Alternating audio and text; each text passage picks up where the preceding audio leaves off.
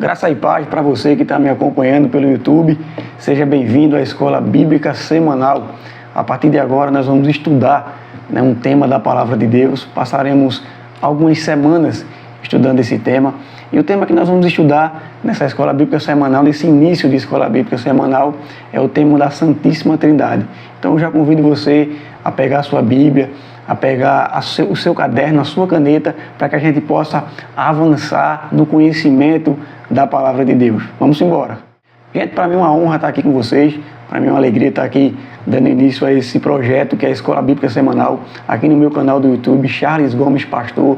Se você ainda não é inscrito, se inscreva no canal, deixe seu like, comenta alguma coisa, compartilhe com seus amigos, para que a gente possa crescer esse canal juntos e a gente possa avançar propagando a Palavra de Deus. Então, mas antes de começar, como aqui é uma escola semanal, mas é uma escola que é movida por Deus, movida pelo Espírito de Deus, pelo Espírito Santo. Então eu queria, junto com você, antes de começar, eu queria fazer uma oração para que Deus possa nos dar sabedoria e entendimento, para que a gente possa compreender a sua palavra. Amém? Feche seus olhos onde você está.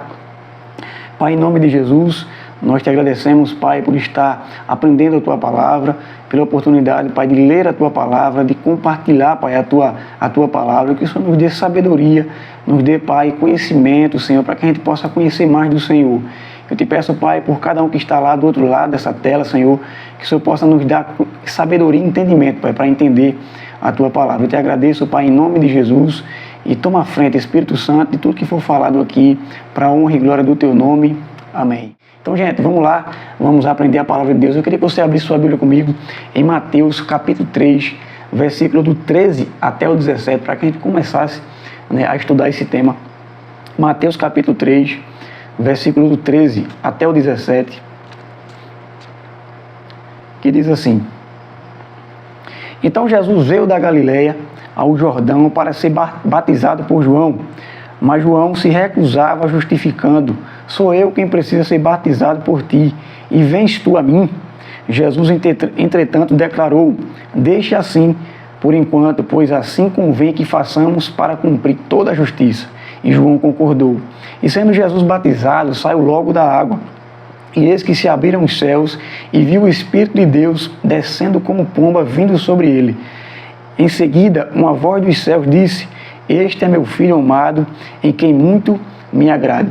Então esse é o texto base que a gente vai começar lendo aqui, para que a gente possa pegar uma base da Trindade, uma base dessa doutrina bíblica, que é uma doutrina essencial para a nossa fé cristã. É uma doutrina que ela foi muito combatida no passado, nos primeiros séculos da igreja, século I, século II, século III, até vir se estabelecer de uma forma mais concreta no século IV, através do Concílio de Nicéia, do Concílio de Constantinopla, e também sistematizada por Agostinho de Hipona, que foi um grande mestre da igreja da época. Então, que você possa entrar de fato nesse tema. Então eu queria começar falando, o primeiro tópico dessa aula é o mistério da Trindade. Então por que o mistério? Porque a Bíblia, porque a Trindade ela é um mistério.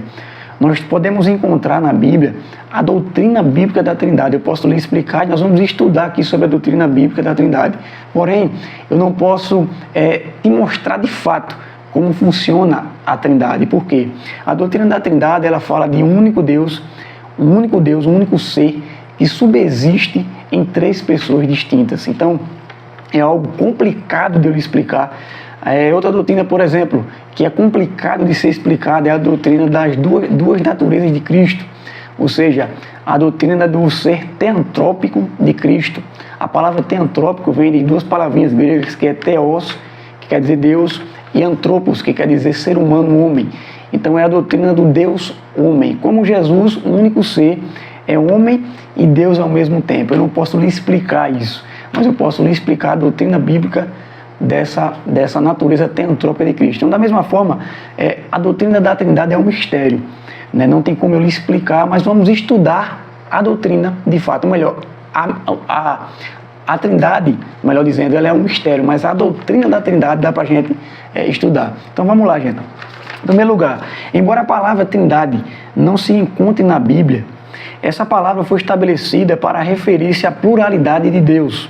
nas Escrituras e assim mantendo o pensamento da unidade divina.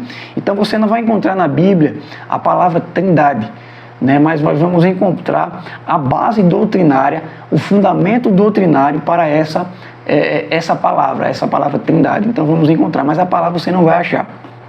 Quem cunhou essa palavra, né, quem estabeleceu essa palavra Trindade foi Tertuliano no século II, né, depois de Cristo. Porém, isso não quer dizer que a doutrina não existia antes e que não era bíblica. Então, não é porque Tertuliano cunhou essa palavra no século II, né, tem até um livro dele chamado Contra Praxeas, que foi quando ele estabeleceu essa palavra. A palavra Trindade vem da palavra latina Trinitas. Então, ele estabeleceu isso para ir contra um homem chamado Praxeas que combatia, né, essa doutrina, dizendo que Deus ele era uma só pessoa, que tinha vários modos, que tinha 3 modos de agir, ou seja, uma só pessoa que tinha 3 manifestações, né? Depois de Praxeas, quem foi um dos discípulos de Praxeas, posso dizer assim, foi Sabélio, já no século III. Então, Tertuliano cunhou essa palavra Trindade para ir contra essa doutrina herética de Praxeas na época. Ele escreveu até um livro contra Praxeas. Depois que você quiser pesquisar para ler, fica à vontade. Então, ainda que essa palavra não tenha na Bíblia, mas a doutrina dela, a base doutrinária desta palavra, nós encontramos na palavra de Deus. Então, existem outras palavras, por exemplo, que não encontramos na Bíblia, mas não deixam de ser doutrinas bíblicas. Por exemplo, a palavra onipotente. Você não vai encontrar na Bíblia a palavra onipotente. O que quer dizer onipotente? Oni quer dizer todo e potente poder. Então fala de Deus, o todo-poderoso. Então nós encontramos na Bíblia a doutrina que Deus é todo-poderoso, mas a palavra onipotente nós não encontramos. Por exemplo, onisciente também não tem. Deus tem todo o conhecimento. Onipresente, Deus está em todos os lugares, em todo o tempo. Mas nós também não encontramos na Bíblia a palavra onipresente. A palavra livre-arbítrio também nós não encontramos na Bíblia, mas nós encontramos na Bíblia a doutrina do livre-arbítrio, ou seja, que nós temos livre vontade, livre escolha, né, para escolhermos entre o bem ou o mal. Então, já prosseguindo, né, indo mais adiante, dizer que Deus coexiste em 3 pessoas, ou em 3, não quer dizer que há um triteísmo, ou seja, que são 3 deuses. Então, quando a gente fala assim, que Deus é uma trindade, que subsiste, né, que Deus é o único ser que subsiste em 3 pessoas, não quer dizer que Deus ele é um triteísmo, ou seja, não são 3 deuses diferentes, não. É um único ser que subsiste em 3 pessoas distintas. Eu vou ler aqui um textozinho dessa lição bíblica. Você pode encontrar essa lição bíblica na internet, se você quiser comprar, né, lições bíblicas da CPAD, a Santíssima Trindade, que são o tema desses 3 primeiros meses do ano. Então, o primeiro ponto que eu queria trazer para vocês é o seguinte: a doutrina da Trindade afirma que Deus é uma só essência, que vem da palavra grega ousia, mas subsistem 3 pessoas distintas, que vem da palavra grega hipóstasis. Então Deus ele é um único ser, é uma única essência, que subsiste em 3 pessoas distintas. Então, Deus não é 3 seres, 3 deuses. É um único Deus, uma única essência, uma única ousia, que subsiste em 3 pessoas, 3 hipóstases. Então, essa questão do triteísmo, né, que muita gente às vezes costuma acusar aqueles que creem na Trindade, que nós somos triteístas, ou seja, acreditamos em 3 deuses, ela é falsa. Não, nós não acreditamos em 3 deuses, acreditamos em um único ser, uma única essência, que subsiste em 3 pessoas distintas. Veja, essa essência, né, de Deus, ela não é dividida nas 3 pessoas, não. As 3 pessoas têm a mesma essência. Então, por exemplo, se dividisse a mesma essência para as 3 pessoas, seria assim um triteísmo. Mas não é assim que acontece. Essa única ousia, essa única essência, esse único ser de Deus, ele habita nas 3 pessoas da divindade, que é o Pai, o Filho e o Espírito Santo. Então, espero que você esteja entendendo até aqui, né? Não é um assunto fácil, esse é um dos temas mais difíceis da teologia bíblica, da teologia cristã, mas é um tema que nós precisamos entender, compreender, porque a Bíblia nos apresenta Deus como Pai, como Filho, como Espírito Santo. O Pai é Deus, o Filho é Deus e o Espírito Santo é Deus, mas não são três deuses, é um único Deus que subsiste, que coexiste em três pessoas distintas. Então, a partir desse primeiro ponto, espero que você tenha entendido isso. Vamos para o segundo tópico, que é a Trindade no Antigo Testamento. Então, para a gente ir para esse ponto, a gente tem que ir para o começo. Gênesis capítulo 1, versículo 1, diz assim: no princípio, Deus criou os céus e a terra. Esse é um texto que a gente conhece bem, né, do início de tudo. No princípio, criou Deus os céus e a terra.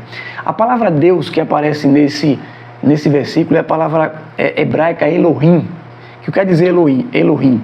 Elohim, essa palavra está no plural, ou seja, todas as vezes que aparece esse im no final de uma palavra hebraica, significa um plural, significa que essa palavra está no plural.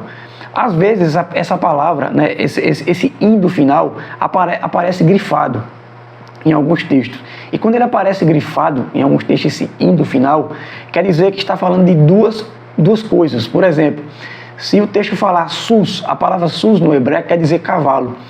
Sus-im no hebraico quer dizer cavalos. Mas se esse im do final de cavalo tiver sublinhado esse im, especificamente está falando de 2 cavalos, porque está sublinhado. Mas se não tivesse sublinhado, está falando de 3, 4, 5 ou mais cavalos. Então, quando aparece essa palavra Elohim no texto de Gênesis capítulo 1, versículo 1, essa palavra está no plural. Por exemplo, o verbo, a palavra, ou melhor, isso mesmo, o verbo criou do texto, quando diz no princípio criou Deus os céus e a terra, o verbo criou está no singular, criou, bará, que é a palavra hebraica bará, está no singular. Mas a palavra Deus está no plural. Então, por esse texto, a gente pode começar a enxergar no Antigo Testamento a pluralidade na divindade. A palavra Elohim quer dizer deuses, ou seja, no plural, mas não quer dizer que são 3 deuses. Mostra um plural na divindade. O pessoal que é judeu, né, eles falam que esse plural é um plural de majestade, um plural majestático, que significa um plural de grandeza, de autoridade. Mas nós não encontramos somente esse plural em Gênesis capítulo 1, versículo 1. Se a gente continuar o texto de Gênesis capítulo 1, no versículo 26, a gente vai encontrar a seguinte passagem: então Deus determinou, façamos o homem, o ser humano, a nossa imagem conforme a nossa semelhança. Então a gente já encontra aqui mais uma vez um plural, onde Deus fala, façamos o homem, a nossa imagem conforme a nossa semelhança. E muita gente diz assim, não, mas Deus está falando aqui com os anjos, com os querubins, com os serafins. Mas a gente não encontra em nenhuma passagem da Bíblia Deus, ou melhor, os anjos sendo criadores, criando alguma coisa. Então os anjos não são criadores. Não, por que seriam criadores aqui? Então, mas não é o único texto. A gente continua em Gênesis, capítulo 3, agora versículo 22. Depois que o homem cai, depois que Adão come, né, do fruto que Deus disse que nele não comesse, o texto diz assim: então declarou o Senhor Deus, eis que agora o ser humano se tornou-se como um de nós, conhecedor do bem e do mal. Só o comecinho do versículo. Então você percebe mais uma vez um plural, onde Deus fala, o ser humano se tornou como um de nós, conhecedor do bem e do mal. Então, por esses 2 textos já do Antigo Testamento, a gente já começa a enxergar no Antigo Testamento a Trindade, né? As 3 pessoas da divindade, né? Do único Deus que subsiste em 3 pessoas distintas, o Pai, o Filho e o Espírito Santo. Mas tem mais textos, por exemplo, Isaías, capítulo 6, no Antigo Testamento ainda, o momento em que Isaías tem uma visão do trono do Senhor, e ele vê, né, o Senhor, ele diz, ai de mim, que sou homem de lábios impuros, né, e vivo no meio de um povo de impuros lábios. Então veio um anjo do céu, tocou, né, com Atenais, pegou uma brasa viva do trono de Deus, tocou na boca dele com Atenais. Então, o versículo 8 diz assim: em seguida ouvi uma voz do Eterno que chamava, quem hei de enviar? Quem irá por nós? Ao que prontamente respondi, eis-me aqui, envia-me a mim. Então, esse quem irá por nós é mais uma vez que nós encontramos um plural, né, na divindade. Por exemplo, Gênesis capítulo 11 também, quando ali o povo se junta, está fazendo ali a torre de Babel, E o Senhor vê do céu, que vê que a intenção do povo não era intenção boa, era uma intenção de querer crescer, de querer ser maior do que o Senhor. Então ele desce, confunde as línguas, mas só que ele diz assim: desçamos e confundamos a língua dos homens. Então você vê um plural, né, no Antigo Testamento, onde Deus ele se mostra essa pluralidade. Deus mostra essa pluralidade, o texto mostra essa pluralidade na divindade. Por exemplo, tem um texto muito essencial, né, para a fé judaica e para muita gente também que defende, né, que Deus é um só, que é o texto de Deuteronômio capítulo 6, versículo 4, que é o Shema Israel, né, que Deus ali fala o seguinte, o texto fala o seguinte: Shema Israel, né, ouve Israel, o Senhor nosso Deus é o único Deus. Então, esse é um texto fundamental para aqueles que creem, né, que Deus é um só, né, que Deus não tem essa pluralidade na divindade, e eles usam esse Shema Israel para mostrar que Deus é um só. Mas, se a gente averiguar o texto, né, mais de perto, né, se a gente fazer uma pesquisa melhor sobre esse versículo, a gente vai entender o seguinte: o texto expressa no hebraico bíblico uma forma de pluralidade na divindade. Como assim? A palavra único que aparece no texto de Deuteronômio 6,4, quando diz: ouve, ó Israel, o Senhor é o único Deus. Essa palavra único que aparece no texto é a palavra hebraica errad. O que quer dizer essa palavra errad? Essa palavra errad, ela significa uma unidade composta. Então, toda vez que você for ver nessa palavra hebraica errad no Antigo Testamento, ela significa uma unidade composta. E o que significa essa unidade composta? Significa que não é um ser absoluto, mas é um ser que tem uma unidade composta de mais seres. Então, por exemplo, a gente encontra esse versículo, para trazer mais uma clareza, essa palavra, em Gênesis capítulo 2, versículo 24, quando Deus está falando para o homem, né, que o homem deixará pai e mãe, se unirá, né, a sua esposa, que diz o seguinte, Gênesis 2:24, por esse motivo é que o homem deixará a guarda de seu pai e sua mãe para se unir à sua mulher, e eles se tornarão uma só carne. Então essa palavra uma, né, que aparece aqui no texto, é a mesma palavra errad.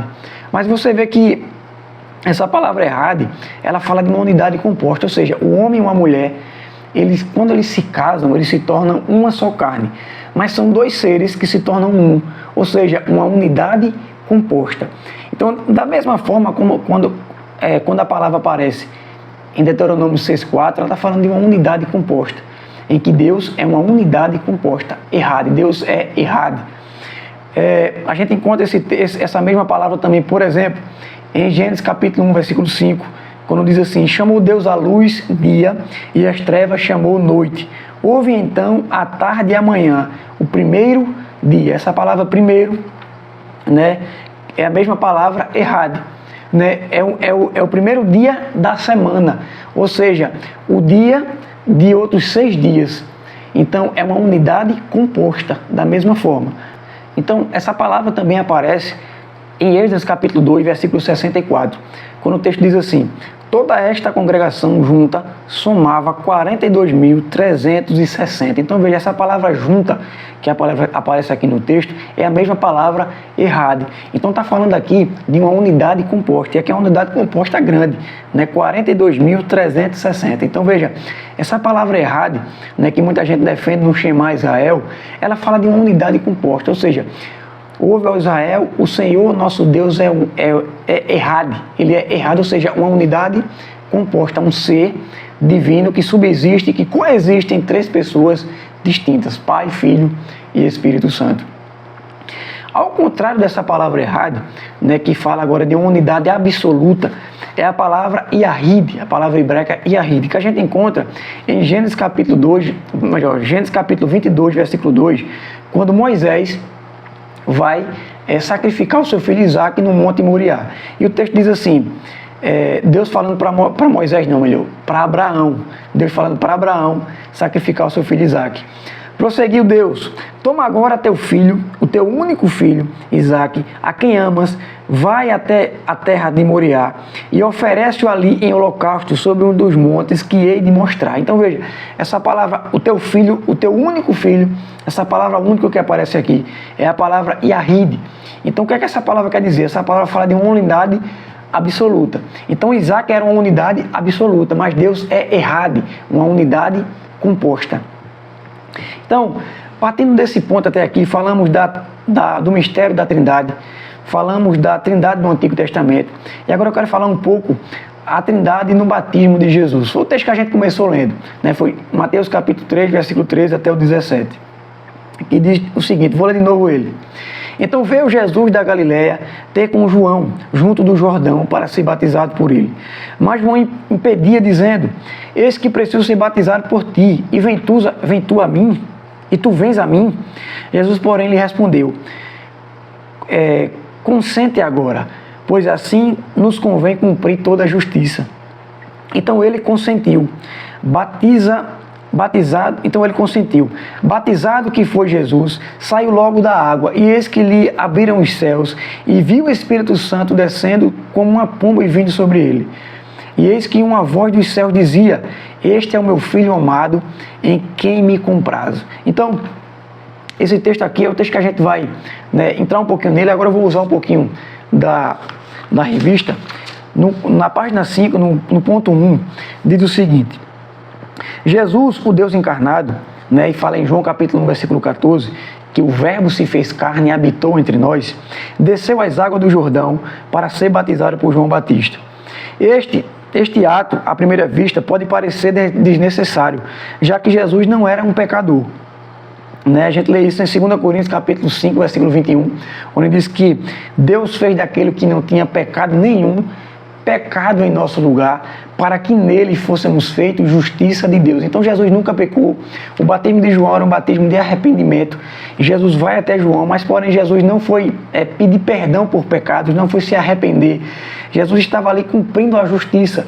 Ele foi cumprir toda a justiça quando ele veio tomar o nosso lugar. Assim como ele mesmo falou, né? João, deixa assim, João, porque nos convém que seja cumprida toda a justiça. Ou seja, ele veio tomar o nosso lugar. Então, para isso, ele tem que cumprir tudo, até ser batizado. Então, continuando aqui. Jesus não precisava ser batizado como uma forma de expressar arrependimento, de maneira nenhuma.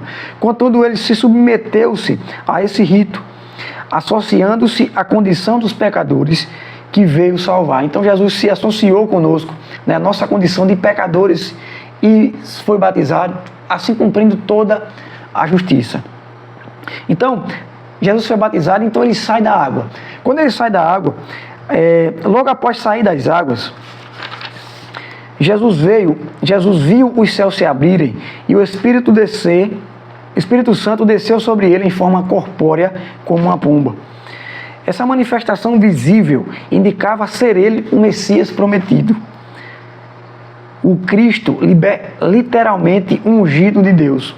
Essa unção, porém, não deve ser confundida com a adoção do Espírito, como se Jesus passasse a ser o Messias naquele instante. Antes mesmo de ser batizado, ele já era o Filho de Deus. A gente encontra isso em Lucas capítulo 1, versículo 32, onde diz o seguinte, Lucas capítulo 1, versículo 32, que diz, este será grande e será chamado Filho do Altíssimo. O Senhor Deus lhe dará o trono de Davi, seu pai. Então Jesus não estava sendo batizado, ou melhor, a unção que veio sobre ele não foi para confirmar ou ungí-lo, né, como o Messias. Ele já era o Messias. Aquilo só foi uma confirmação, uma demonstração pública de quem era ele. Então, portanto, a vinda do Espírito sobre Jesus na ocasião do batismo representa sua unção pública e visível, marcando o início do seu ministério terreno e capacitando para cumprir a missão redentora, conforme as profecias messiânicas, que a gente encontra isso, por exemplo, em Isaías capítulo 61, versículo 1 e 2, em Lucas capítulo 4, versículo 18 ao 21, que é Lucas, né, falando ali, Jesus falando ali, Isaías 61, 1 e 2, onde ele diz, o Espírito do Senhor está sobre mim, o qual me ungiu para pregar, né, o Evangelho, né, proclamar o ano aceitável do Senhor, e por aí vai, curar os enfermos, expulsar os demônios, e por aí vai. Então, A gente viu Jesus sendo batizado nas águas por João, o Espírito Santo vindo sobre ele em uma forma corpórea como uma pomba, vindo ungindo ele. Em terceiro lugar, a gente vê a voz do Pai. Por fim, uma voz audível do céu proclama: este é o meu Filho amado, em quem me comprazo, em quem muito me agrado. Trata-se de uma declaração solene e pública do Pai, que não apenas confirma a identidade messiânica, mas também a divindade de Jesus. A voz celestial não inaugura a sua filiação, confirmando a encarnação do Verbo. Então veja, a voz que veio do céu, ela não confirma a filiação. Ela não inaugura a filiação, melhor dizendo, mas ela confirma a encarnação do Verbo. Como diz mais uma vez João 1,14, o Verbo se fez carne e habitou entre nós. Desse modo, a voz de Deus no batismo autentica não somente a missão redentora de Jesus, mas ainda demonstra a sua filiação divina. Ele é o Filho em quem o Pai tem completo prazer. Então Jesus ele não veio, ele não confirma ali que ele é o Filho, ele já era o Filho, mas demonstra a sua filiação divina com o Pai. Então, chegamos até aqui a esse ponto. Então a gente vê o batismo de Jesus, a Trindade sendo manifestada no batismo de Jesus. Jesus está saindo da água, o Espírito Santo vem em forma corpórea como uma pomba sobre ele, ungindo ele, e a voz do Pai do céu. Por que a voz do Pai? Porque diz: este é meu Filho amado. Então se diz que este é meu Filho amado, com certeza é a voz do Pai. Então Pai, Filho e Espírito Santo, ou Pai, Espírito Santo e Filho, ou Filho, Espírito Santo e Pai, estão ali manifestos no batismo de Jesus. Então eu queria ler aqui a sinopse que tem aqui na revistinha, a primeira, que diz o seguinte: a revelação da Trindade no batismo de Jesus confirma que o Pai, o Filho e o Espírito Santo coexistem eternamente e atuam harmoniosamente na obra da redenção. Então, a gente percebe que a doutrina da Trindade, ela é um mistério, ela é revelada de forma implícita no Antigo Testamento, mas ela é revelada de uma forma explícita no Novo Testamento. A gente vê com clareza essa doutrina sendo revelada no Novo Testamento. Então essa é só a primeira aula. Nós vamos avançar nesse conhecimento, vamos avançar nesse tema, que é um tema importante para nós. Mas eu queria somente ler aqui algumas implicações, a respeito dessa doutrina, que diz o seguinte, aqui na página 9 da revista, diz assim: as implicações doutrinárias a respeito da Trindade. A negação da Trindade resultou em heresias como o triteísmo, que eu já falei, que é a crença em três deuses separados, viola a unidade de Deus. O triteísmo viola a unidade de Deus, pois a Bíblia revela a existência de um só Deus, que coexiste em três pessoas distintas. Então, o triteísmo, ele não expressa a revelação bíblica. A revelação bíblica mostra apenas um Deus, mostra um monoteísmo, um único Deus, mas esse único Deus subsiste em três pessoas distintas, eternas, coeternas, coexistentes. Outro exemplo de implicações doutrinárias, o unitarismo. O que é o unitarismo? O unitarismo afirma que somente o Pai é Deus, negando a divindade de Cristo e do Espírito Santo. Então, a Bíblia não expressa o unitarismo.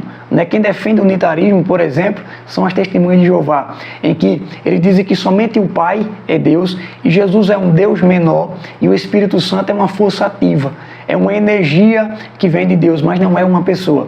Mas essa doutrina do unitarismo não expressa a verdade bíblica. A verdade bíblica mostra que Deus é um, mas coexiste em três pessoas distintas. Outro exemplo de implicações doutrinárias é o unicismo ou o modalismo. O que é que esse unicismo ou modalismo ensina? Era a mesma coisa que Praxeas ensinava, a mesma coisa que o discípulo de Praxeas, Sabélio, como eu falei aqui no início do vídeo, ensinava. Mostra que Deus é uma só pessoa, mas tem três manifestações diferentes, ou três modos de agir. E essa doutrina não expressa também a verdade bíblica. Porque nós vemos, por exemplo, Jesus orando ao Pai, nós vemos Jesus falando do Espírito Santo, falando que o Espírito Santo é outra pessoa. Por exemplo, João capítulo 14, versículo 16, Jesus diz o seguinte, João 14, 16, Jesus fala: e eu rogarei ao Pai. Então você vê que o Pai já é outra pessoa, e Ele, veja a expressão de Jesus, e Ele, o Pai, vos dará outro. Essa palavra outro é a palavra grega allos, que está falando de outro da mesma espécie, mas não é o mesmo, é outro da mesma espécie, outro ajudador, outro consolador, para que fique convosco para sempre. Versículo 17, a saber, o Espírito da verdade, o qual o mundo não pode receber, porque não o vê, nem o conhece. Mas vós o conheceis, porque ele habita convosco e estará em vós. Então ele está falando aqui agora do Espírito Santo.